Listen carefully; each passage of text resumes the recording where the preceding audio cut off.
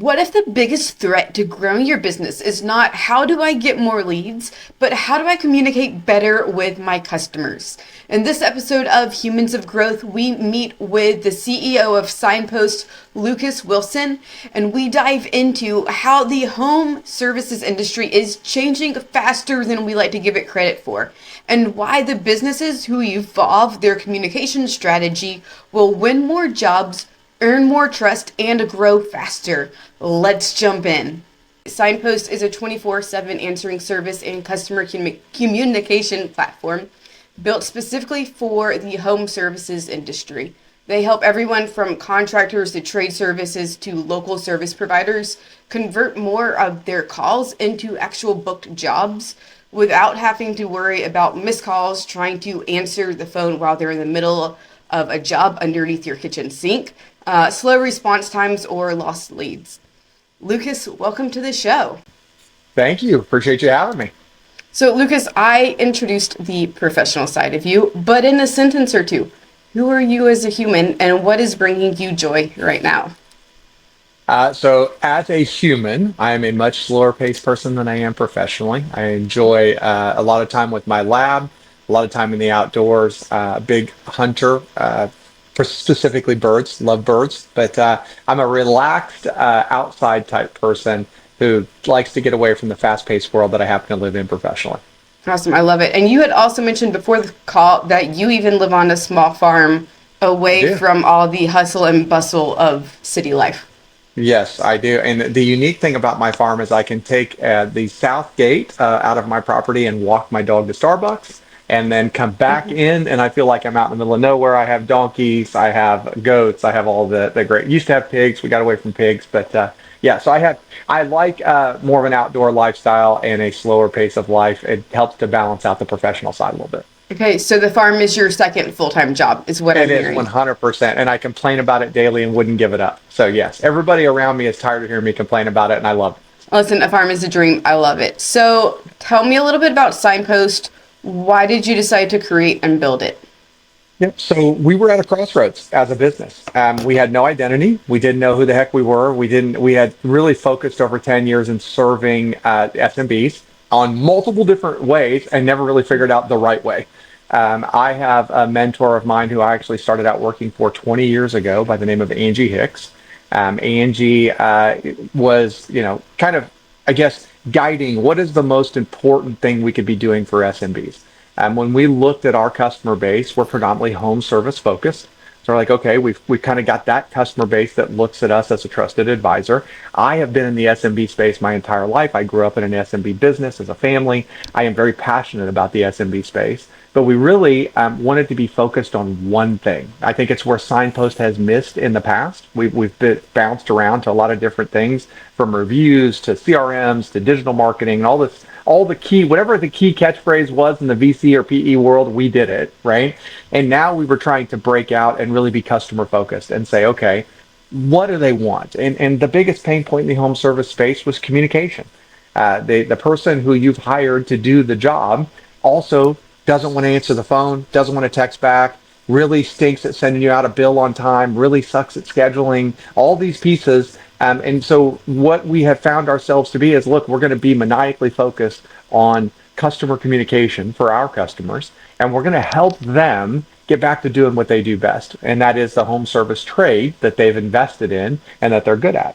And so that, in a nutshell, there's a lot to go down there, but in a nutshell, that gave us our focus over the last 24 to 30 months, that we've just been dialed in on creating not only a software component to that using technology, but also in the human touch side of it, because there's still a part of our market that wants to talk to a human as well. I love it. So you've been in the home services world for some time. Yes. How, especially in the past 5 to 7 years, right before COVID and then after, how have you seen the home service industry evolve as from like a business level, but also from a customer communications level as well? So I think it's evolved to the negative for the home service provider, because what has happened now is there's so much technology. I actually have a world of respect for a gentleman by the name of John Waldman. He's the CEO and founder at Homebase. And I was with him as COVID hit. And he said, look, times like this breed adoption of technology. New things come out, and it just catapulted us at Home Base forward. We were able to better serve our customers. I am forever grateful that he taught me a lot of the things that we learned together during that time period. And same thing we've done here at Signpost to look at the home service space. I think what has happened is you have a new generation that is now taking over a lot of these family owned businesses, a lot of the trades. That new generation is used to a certain level of technology and they're trying to adopt it into the business. But the old generation is not gone from the business yet and they're slow to adopt. And the consumer has jumped way out here in their expectation, yep. Right? So you kind of got this delta in between the two where they're trying to push to get there. It's also very overwhelming and confusing. There's more noise for a home service provider now because now you're getting 50 to 60 calls a day from folks like our company saying, hey, we can help you adopt this technology. Where when I was on the phones at Angie's List, they were getting 10 a day, right? Now they're getting 50, 60. To me, if I was a home service provider today, I would be overwhelmed with what is the right option? Who do I trust? How does it impact? What services do I really need? What are the ones that are nice to have? What are the ones that are not going to help me at all? Right? So it's just, I think it's more confusing than ever. And you have a more demanding consumer because as consumers, we're used to information right now, book things in real time, immediate updates, technology. And I don't know that that's always feasible for the home service provider to navigate. Yeah, absolutely. So 3 things that I heard you say within that. Number 1, consumers having not necessarily unrealistic expectations, but as technology is involved, trust looks different. Yes. And with that, we see less and less people going into the trades, and that is the only industry where there's really a shortage is the trades. Massive shortage. So there's a huge demand for it, not enough people to fill it, and as a result, communication gets hit or miss. Quality of work then gets hit or miss because trade services contractors can kind of just slide by, and they're still always going to have enough business. You have trust. The other thing that I think you started to hit on a little bit is when we hit around COVID, people going in and out of business, venture capital firms going into a specific industry in a specific area and buying out all the local businesses because of the gray wave or whatever, the silver wave of people who got into these industries in the 60s, 70s, 80s, maybe into the early 90s are now ready to retire. And because of that shortage, there's nobody to take their place. And so they say, What do? We sell to a VC firm because that's our only option because we don't have a younger generation who's has the skill set to step in and take their place. Yes. I call it the Walmart effect. And if you want to go down, this is not me bashing Walmart. This is just me being a small town human who is very, very focused on SMBs. Walmart came to my very small town when I was a child. I didn't realize it at the time, but what had happened is Walmart goes in, it's the greatest thing ever. We all loved it because there was a Subway inside, there was all this stuff, like everything was in one place. And in 10 years, our entire downtown of my small town was gone. There was no more person at the GC Murphy's hardware store that you could ask for ideas on how to do things. There was no more trusted person at the grocery store that just knew your order or knew what you were going to get. Like there was no more human touch. I think the VC effect that we're seeing is the Walmart effect because they're now saying, here's the playbook, right? So we're going to make you more efficient. But the consumer, we still want to be kind of kit glove taken care of. We want to talk to that guy that actually knows what he's doing. We want to feel good and warm about it when they come into our home. But now you've just got this big conglomerate that has Walmart up the way that we are taken care of. And there's still that delta. There's still the delta in trust. There's still the delta in service. So what's the solution? The solution is companies like Signpost staying true to who they serve. I will tell you my largest challenge with VC in general. They always look at you and they say, we're going to give you X number of dollars to grow your business. This is going to, you have a software platform that serves the SMB space. The first question is, how do we take this up market and make more money off of it? Well, you lose and get away from the customer that you started out serving. Right. And it's one of the things we're very deliberate about at Signpost. We know who our ideal customer profile is, and we stay very true to that. There are a lot of things we could offer. There's a lot of services we could go down and start doing. It gets away from that core person that has gotten us here to where we're at today. And we intend to stay very, very focused on that core person. Yep, I love it. So with that, how do business owners of trade services, of home services, what do they need to be doing and setting themselves up for success so that they, one, honestly, at this point, stay in business, don't feel like they have to sell out to venture capital, and they keep their customer base and they continue to grow at whatever pace feels good and doable and manageable for them? You have to make yourself uncomfortable, right? So if I, my challenge, and I come from a small business family, right? And I would say that there has to be an adoption of technology. You have to, because technology is going to make you more efficient, and your customer expects you to have some technology. They expect your calls to be answered within a couple of seconds. They expect to be able to call up and get an automated way to receive an invoice or to make a payment. But they still want you to pick up the phone and talk to you when they have questions, right? So there has to be a balance. I kind of do the big three. If I was a small business owner, and I speak to a lot of small business owners every single day, and my guidance is you've got to adopt some technology. You don't have to adopt all of it, but you need to adopt some, and you got to really understand what your customer base wants you to adopt. So talk to your customers, be humble. It's okay. Like I think back to all the generations of business owners and builders in this world. We all think we have it figured out, and we have to take a step back and just say, okay, let me ask my customers. The same thing we do at Signpost. We have to go ask our customers versus just think we have it figured out. The second piece is you have to value your customer base. Many of our customers have 20 years of customers, right?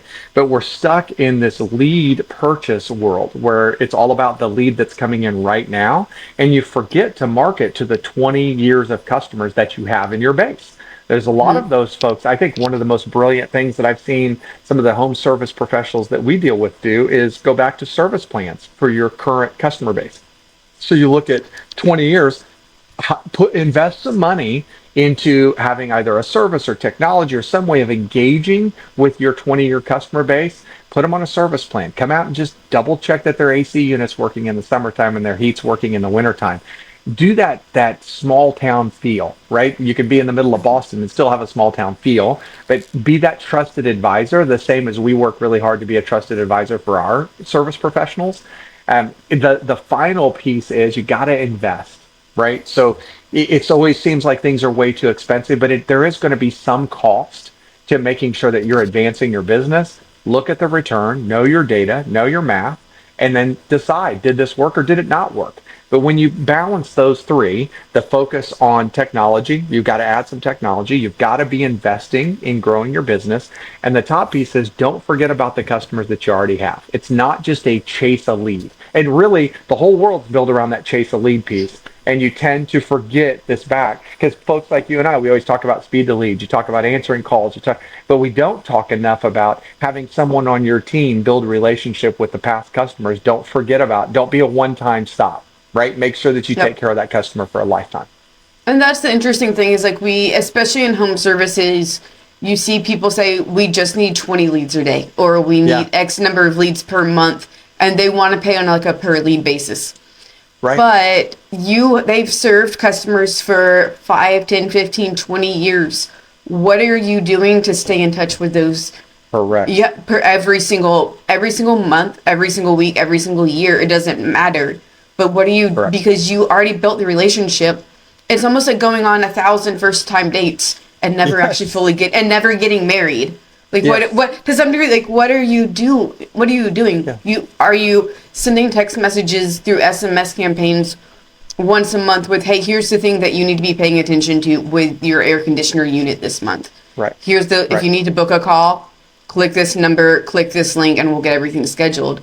Or let me go send out like a traditional email newsletter once a month with, hey, this is what you should be paying attention to and with XYZ. Or because all these people are local, here's 10 things to do in your local area this month. Absolutely. Doesn't even have to be home services. It's helpful when it is. You should have some that remind them of like why you're sending the email.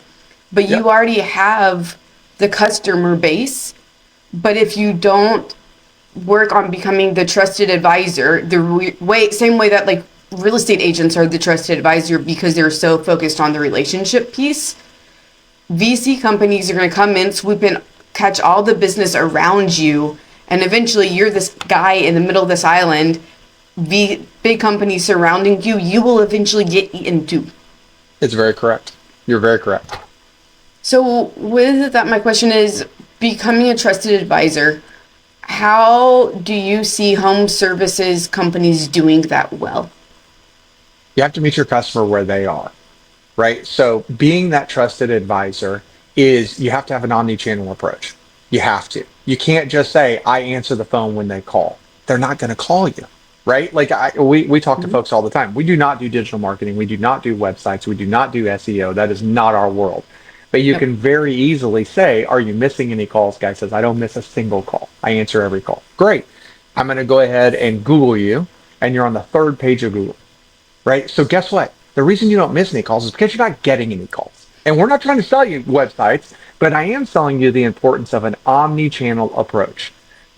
Direct mail still works. People love those little cards that they can put on their refrigerator, and when they want to call for some kind of service, they have it there. Are you taking a very strategic look? Or someone in your camp? I would also say this.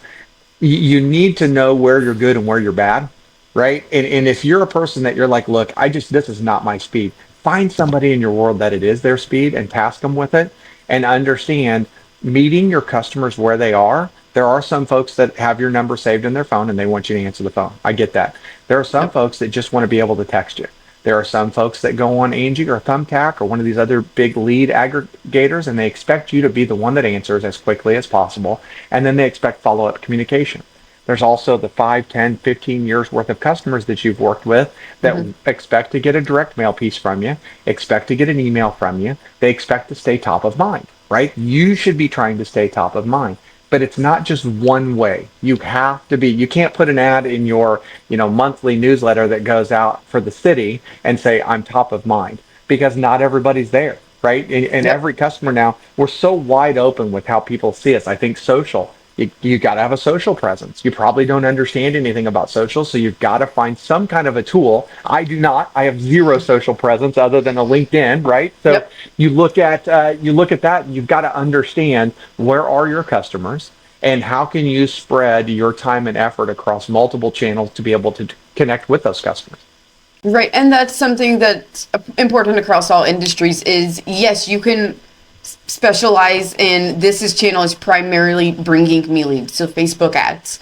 But what happens if the algorithm changes and things don't work? Month. And it changes every 30 seconds. So what are you doing with omnichannel? It's like, okay, how am I doing Facebook and Instagram and an email newsletter, paid ads, Google SEO, making sure my website actually converts?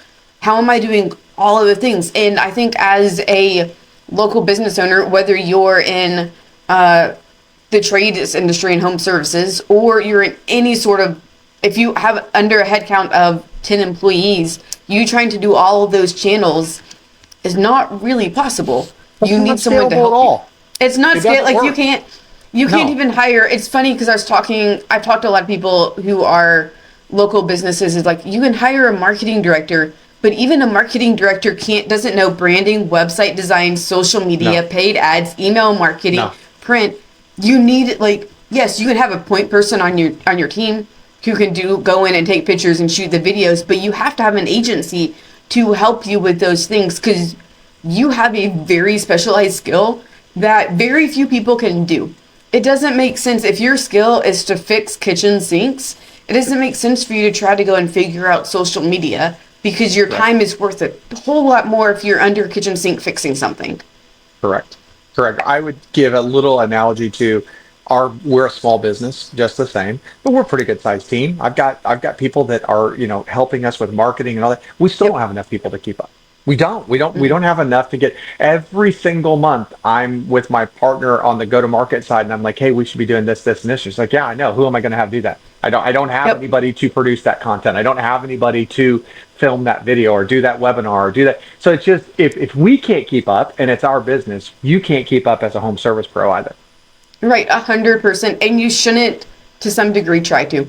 And that's the hard thing. And that's where it comes into, you need to invest in the marketing and the tech, and let the same way that you're the trusted advisor to the average consumer, to the homeowner, you need to go find their trusted advisor who can help you with the tech and help you with the marketing. Could not agree more. Yep, could not agree more.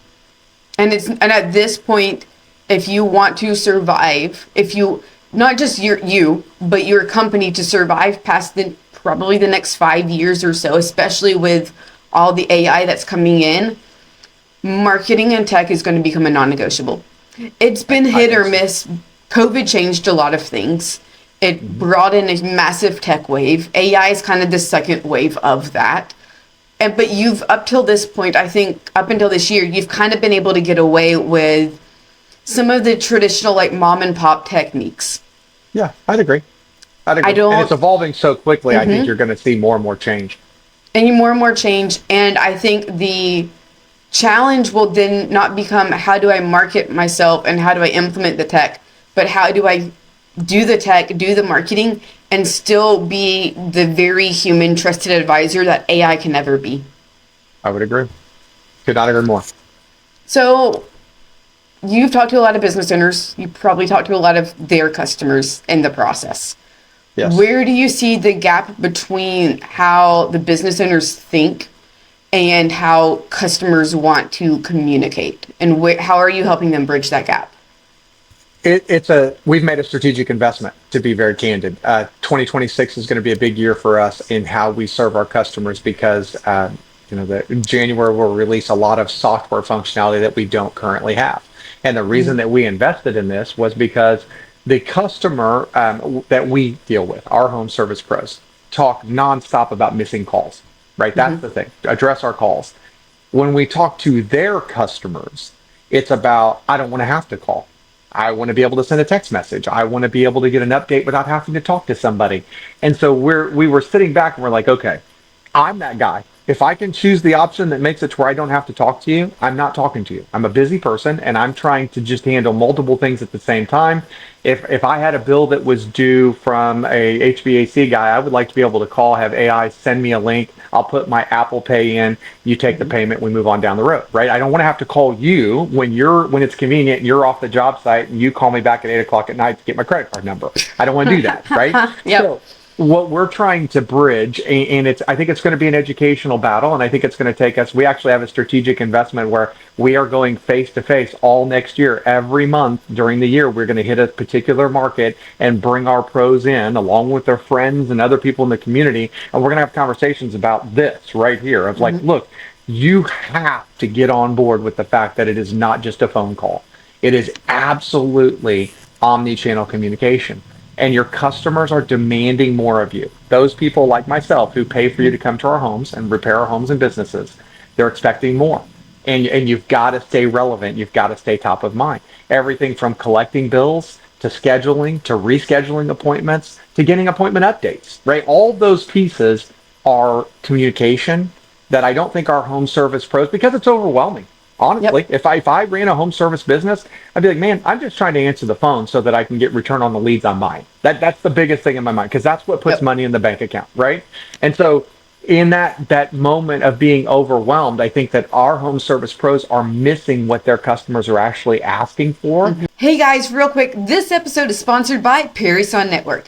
Parison Network is a matchmaking service that connects businesses to marketing agencies that will actually get you results. There's over 50,000 agencies in the United States alone, and picking the right one can feel, well, pretty impossible. Parison Network simplifies the entire process by doing all of the vetting for you. From the initial agency search to interviewing and vetting the top marketing agencies to getting proposals and helping you with the discovery call, Parison Network does it all. This way, you end up partnering with a marketing agency that actually delivers outcomes, not empty promises. If you're ready to stop wasting money on marketing that just doesn't work, visit ParisonNetwork.com and get your free agency search started today. That's ParisonNetwork.com, PERISSON network.com. They want information on demand. They want better communication, which is omni-channel, not just the phone. Yep. And they want to feel like you give a darn about the fact that they're spending a sizable amount of money with you. Right. And I think especially in this economy, like every dollar hurts to some degree. Yeah, it does. And it's like, Absolutely. I want to know that I'm not spending it for you to, it's like, yes, I'm hiring a service provider. Yes, I'm hiring a vendor, but I also want to know that I'm hiring a human who actually still cares, That's despite the exactly right. fact that you have 1,000 jobs that you need to get done today because there's such a home services shortage. I still want to, and that's the only way that I'm going to give you a referral at this point. So you've been able to get away with people seeing referrals just because like you eventually showed up at some point and you eventually communicated. But especially as now Gen Z becomes home buyers, Yeah. everything is going to like they won't pick up a phone to save and call to save their life. They don't know how. No, I can talk to my children on the phone, right? Like it Yep. doesn't, people text message me and that's how we communicate. That's how we set up our plans. I don't talk to, I have a son that's gone to college. He's a sophomore in college and I can't tell you the last time I talked to him on the phone. I talk to him every day. I don't talk to him on the phone. When I Yep. say I talked to my son today, it was probably a text message, right? So it's just, Absolutely. the world's different. The world's different and we've been able to get away with it, but I think we're at the breaking point. Yeah. And I I think also within think, oh, sorry, I no, cut you you're off. Go good. Go ahead. ahead. Go ahead. Go ahead. I also think you can index too far to technology, right? So I think Oh, absolutely. this is the balance here. There are a lot of platforms out there right now that say we do everything for you and it's all AI. Everything's AI, we do it all. And so and it's low cost. It's dirt cheap and it's all AI because AI makes everything more efficient and cheaper. Your customers don't want 100% AI. They want the option to be able to connect to you or someone who live represents you. But then Yep. they also want the AI balance. And I think many providers in my space want to just think it's cool to say, hey, we've got AI involved, but they're not thinking about how do they actually execute with AI and how they actually solve problems with AI, realizing there's still some human touch there that needs to happen. Yep. AI cannot explain why my toilet is making this weird sound. No, it can give you a generic chat GPT rendition of it, but I don't want to talk Right. to But chat GPT. I would do that myself if yeah. and that's the one thing is like as you think through how do I integrate AI, it's like, okay, what are the things that you could outsource to a high school student that doesn't have a in-depth knowledge of Correct. what you do? Those Correct. repeatable tasks of like, okay, we're booking the appointment. AI can do that. The Absolutely. basics AI can do, but anything that requires any significant knowledge base, yes, you can train AI on your knowledge base, but it's never going to be complete. Not in the not in the home services industry. It's kind of the one of Well, the I few also, industries. yeah, correct. I agree with you. And I also feel like I'm not always going to want to get my knowledge from AI. I kind of want to talk to the guy that's looking at things, right? I kind of want to Right. talk to the person that's going out and seeing what he's working on a daily basis. What are you seeing? So I also think there's a human trust element there too. Yep. And I think we're building a lot of trust with AI and AI agents, and that's a little bit scary to some degree. I would agree. But you still want to talk to your surgeon before they do surgery on you. You don't want to talk to their AI assistant. No, I would agree. Like that's on the hospital website, the little AI pop up of, hey, should you come to the emergency room or not? No, I Right. want to talk to the fucking surgeon already. Yes, yes, I agree. And that's gonna be the balance we have to figure out because what I've seen over the years is everything's a pendulum. We're all the Yeah. way of only human only. Now we're pendulum swinging to 100% AI. It's going to be a matter of the companies that will be the most successful, I think, will be somewhere in the middle. Everyone has to also understand that my grandfather used to say this. I can make any car in the world the Motor Trend car of the year if I put enough money behind it, right? It just doesn't matter. The reason AI is such a big keyword or trigger word for everyone is the investment community thinks that that's where the biggest return on investment is. So then if someone has invested money in you, their first driver is make sure you have AI in your product, right? Well, that doesn't mean that you're thinking through how to effectively deliver an AI solution for your customer base. It just means that when I show up at a board meeting, I can say AI is at the core of our product strategy right now. Well, that doesn't solve, you're still not a customer first business. And so Nope. remember, it's kind of like the algorithm. And I had to convince my mother in law that the reason she sees things on Amazon after looking at it on Facebook is because the algorithm literally is reading her mind, right? Uh-huh. And finally she's like, are you kidding me? I'm like, no, that's how they sell you more, right? So at the end of the day, I would also challenge our home service pros. The reason that you're hearing all the noise is the investment community where the billions of dollars are being poured in is in AI.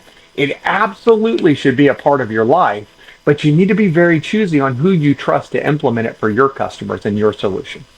Oh, 100%. And I think that is where home services business owners have the most potential to go wrong because I agree. everybody says we're AI forward. Okay, Yeah. well, what does that mean? Does that mean you vibe coded an app that once you reach 1,000 users is probably going to break? Yeah. I would And also say this, they're not spending the time to understand how the AI solution actually impacts the customer's customer. In our mhm, mind, we sit back and we say, as a solution, this should work perfectly. And maybe it does, but no one's talking to the end user, right? No one's investing the right. time. They're just making great PowerPoint presentations and great investment decks and making a thesis hopefully become true or become reality. I will say so. Sydney Anderson is our vice president of go to market, so she owns product and marketing. And one of the great things that she does is she treats it very much. She has a personal lifestyle blog, and she Hmm. maintained it for years. And it was a kind of a mom blog, right? And it was all Yep. these people in this community that were just like her. And she runs our side of the business very much as she did her own business, where she wants to know how is this end user being impacted. She talks to customers every single day. Like she is very entrenched in how does what we do impact your customer, not just you, your customer. And I think that's the key to success as a home service professional is understanding how it impacts your customer, not just yourself. Yep. And how does it, because I think we've stopped, like there's a whole chain of events of you have a SaaS product that gets sold to a business owner, then that then gets used by a consumer. And then potentially Yes. there's another consumer after that as well, depending on the Yes. business model. Okay, we normally stop, the SaaS companies generally stop after, okay, we're selling it to somebody. We have some testimonials, we have some numbers, some data, which is important. The numbers and data inform a lot of stuff. But what's behind the data is human stories. And you Yeah, kind of need correct. to go listen. And data is great and it gives you a lot of information about features.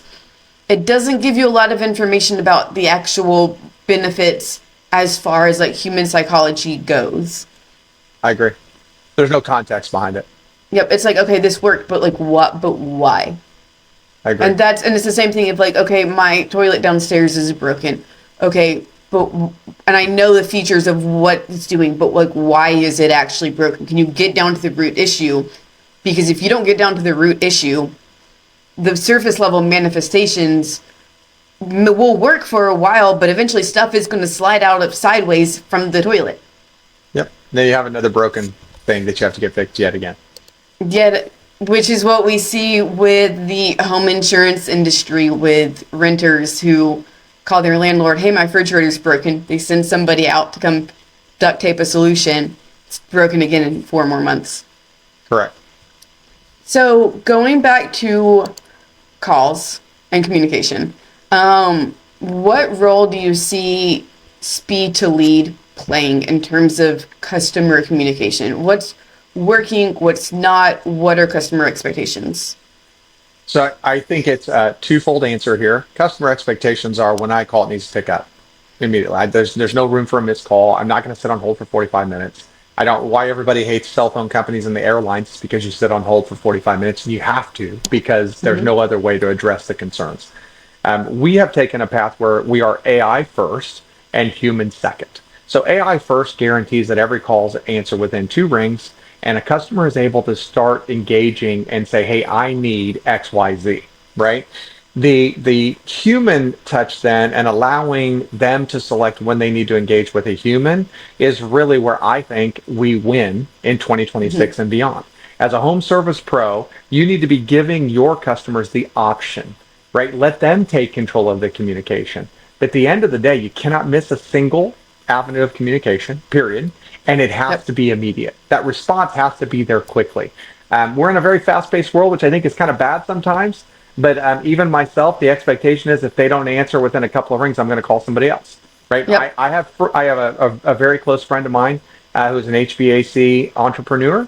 He's worked on several of my houses. If I call him and the AC is out in the Great Republic of Texas and it is 100 degrees out and he doesn't answer my call, I will call someone else. And unfortunately, I'm very loyal to him, but I need my AC fixed and it's 100 degrees in the house and I'm not sleeping like this evening, right? So if his AI technology would answer, and say he's on a job. What do you want to do? Schedule a job. Do you want to get? Yep. Do you want to have him call me back? What do you want? And he gives me control of that. He's probably going to stop me from calling someone else.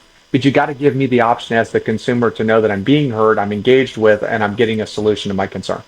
Yep, people just want to be acknowledged, and it's That's it. not so much that we're going to give you an immediate solution. Like solutions got to come pretty quickly, but it's like, Correct. hey, I texted you. At least let me know that you received my text message, and this Correct. is the correct phone number, because your Correct. website was really terrible and the Correct. phone number was blurred. Whatever it was, Yeah, no, I at get least it. acknowledge it, and then to some degree, AI can even route how that call or the voice message, the text message gets routed. And priority level is a little bit of like, hey, this is an emergency situation versus I need a consult about this versus this is something that needs to get done within the next 2 weeks. 100%. And 100%. that's where you start the relationship with AI, but you're very intentional of like, hey, and I say to people, it's like, it's okay to even say that, hey, this isn't AI. We wanted to acknowledge that we've gotten your message. We're gonna talk back and forth for a second, but at the end of the day, you're gonna get to still talk to a human. Agreed. Because And you can choose when you want to. You got to Yep. choose. And that's the interesting thing of, are you familiar with ManyChat, the Instagram automation tool? No. So like when people go to Instagram, you'll see all the reels, the posts that are like, comment the word playbook and we'll send you a playbook, and it's that automation. I was having a conversation with another marketer the other day, and it's like, we're to some degree, it's not that we're tired of automations, we just don't want the entire relationship to be automated. So it's like, yeah, let's start Very well with said. like, you're going to send me the playbook and maybe do like 1 or 2 qualifying questions for whatever. But then at some point I want to talk to the human, not talk to the AI, because I talk to GPT 3 hours a day already as it is. Yes. Or Yes, am that's very engaging well with, said. and it's like, Yeah. I want to talk, like, at the end of the day, I want to talk to the human. Now I may want to text them and not be on the phone with them, Correct. but I want the human relationship. And I think what COVID taught us is that, yeah, we swung to tech, and we realized that we still really need the human relationships at the end of the day. Well, kind of adjacent to this, but not directly connected, is the whole thing. All of us thought working from home was the greatest thing in the world. And now we're several years down the road and we're like, man, if I could get some time in the office and some time at home, it'd be great, because I kind of miss human interaction. Right. So, like, Yep. the indexing piece, there's always a balancing where you come back to central, and kind of figure out what your sweet spot is. And I think that's exactly where we're at with tech on the home service professional side. Yeah, it'll be interesting to see how things shake up over the next 2 to 5 years. I would agree. It's going to be, I don't want to say it's going to be one extreme or the other, but it could be one extreme or the other. So with all the data that you've seen across thousands of calls, what patterns do you see, and what patterns have surprised you the most? I would guess the patterns I see are the link to answering the call within the first couple of rings and actually selecting the service and having a customer say, hey, I need you to show up. I would also say the pattern of home service providers who schedule appointments and miss the appointments or don't show up for appointments. I think that's another piece that I would have never guessed. I've been like, no, there's no way. We see a lot of that feedback where customers have to actually track down the home service pro and say, are you coming or are you not? That's a big delta that we're working to help our home service pros solve. I would also say the number of people that are okay with AI first, but do want to transition to a live person. They do want to much to what you were just saying earlier. First couple interactions, fantastic, but I eventually want to talk to a real person. It kind of opened our eyes because we had thought there was a point in time where maybe we would just go 100% AI, right? Like maybe that's the easiest way. It's less expensive for our pros. We could absolutely, just take this road. Start to realize their customers don't want that. Their customers do want to be able to select to talk to a live person. So I would say that gets me. I would also say the volume of customers that want to confirm their appointments, that are like, they worry over the fact of, is this actually when you're going to show up? There's a lot of ambiguity to, hey, I'm counting on you to be here. And so a lot of our customer volume that we see ends up being not just the scheduling of the first appointment, but the actual confirming that, hey, this is when you're really going to show up. So making it easier for the customer to confirm appointment times is something that was a big thing. And I would say the next piece would be the volume of home service pros that want an outbound calling functionality, that they do not have time, bandwidth, or expertise to be able to call into their customer base, whether it be to collect AR or to be for follow-ups, maybe quality control, checkups, reviews, etc. They Hmm. don't have the bandwidth, know-how, or I guess feasibility to be able to make those outbound calls also, which is something else we're helping to solve for our customer base.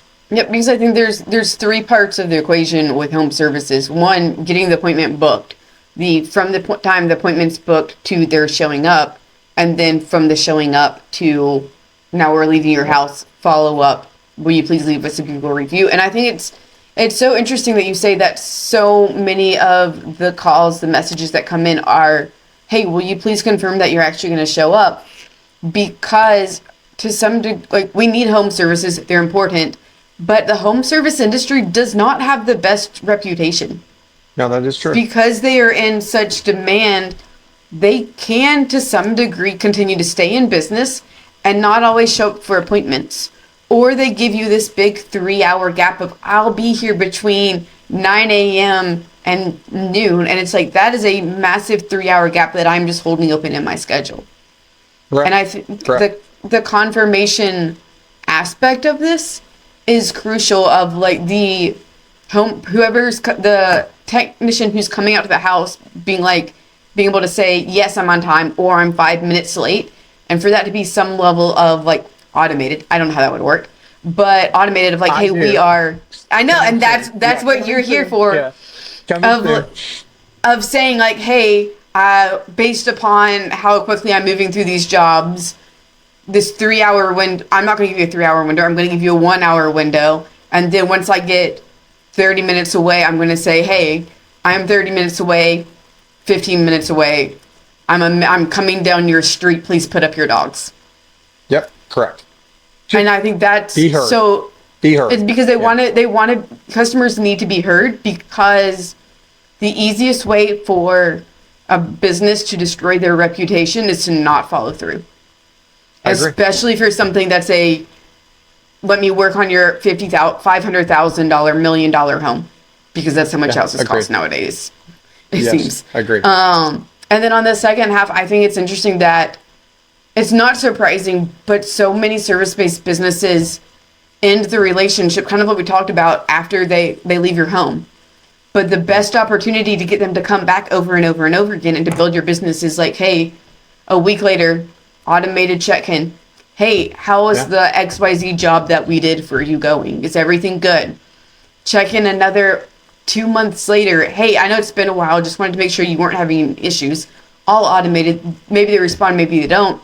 But it keeps them top of mind, not so that they can call you back for another job. They're probably good, but so they give you referrals in their local Facebook groups. And that Correct. you can get referrals of like, hey, will you leave us a review on Yelp? A week later, hey, just want to check in. They say everything's good. That's 100% AI right there. You don't really need a human for that unless there's an issue. Hey, so glad everything's working well. Can you now leave us a Google review? Yep. And so you give them one quick action item. Once you've checked in, you made them feel seen, known, valued. And then, because karma's a bitch, they feel obligated to reciprocate that energy. So, of course, they'll go leave you a 5-star review on Google. Absolutely. And then that gets your Google rankings up so you can actually get the inbound calls for more gigs. It's just a big circle. It is 100% a big circle. So my last question for you, Lucas, looking back over all of your experience with SMBs, home services industry, what's the one thing you wish every local service provider knew? The value of communication. And it's not what communication means to you, it's what communication means to your customer, right? And I think many of us become business owners because we're type A personalities and think we can do it better than the person we used to work for, right? So the local pizza shop guy takes his $5,000 out of savings and says, I can make better pizza than this guy I'm working for, and he starts his own pizza shop. What you don't realize is how important the way that you communicate with your base is. Not just at the time of sale, but to your point, and as you've referenced multiple times during the podcast, it's continuing to be top of mind. It's making them feel valued, wanted, needed. Where the small town I grew up in, we were part of that community. Well, community now is digital and online, right? So being part of the community, being part of your customer's world, and really owning the communication, you've got to own it as much as you own the quality of your work. You as a tradesperson think that you turn out better work than anybody else in town, and I agree with you, right? I support you, but you've got to turn out better communication as well, and you have to engage with your customer base to where you are a part of their community. And I think that's probably the biggest piece that I would express to any business owner. If you've been in business 30 years or if you're just starting out of trade school, invest in your community. Community is not the same as it was in the 1960s, 70s, 80s, whatever, you go back that far. Be a part of your customers' community. Make sure that they're giving you referrals. Make sure that you're always top of mind. And the only way you do that is by proper communication. Yep, 100%. Lucas, thank you so much for coming on the show today. If people would like to connect with you further, what's the best way for them to find you? Our website, signpost.com. I am on LinkedIn. It's a bit of a noisy mess, so I don't push a lot of people there, but it is. And I'm L Wilson at signpost.com. I am. You'll receive an email back from me regardless of when you send it to me. So love to engage. So you have some automation set up there, is what it sounds like? I do not. I actually, Okay. This is the one thing I own in my world. I'm up early in the morning and stay up late at night. I feel like the commitment to making sure I respond to messages quickly and making you feel valued is core to my personality. So L Wilson at signpost.com. Great. I love it. For everyone tuning in today, thank you so much for joining, and we'll catch you in the next episode of Humans of Growth.